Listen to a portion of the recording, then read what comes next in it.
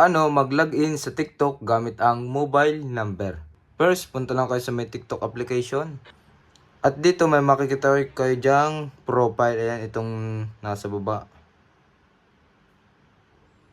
At dito, click nyo lang itong login button.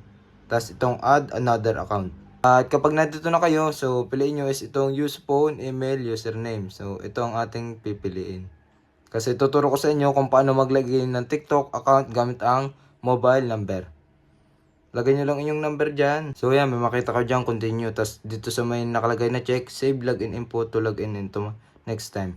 So hindi na natin yan i-check kasi isang login lang natin yan dyan sa cellphone na yan.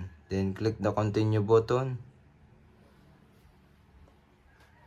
At may papasok na code. Once na malagay nyo na yung code guys, yan, automatic na maglalagin yung inyong pinakang TikTok account.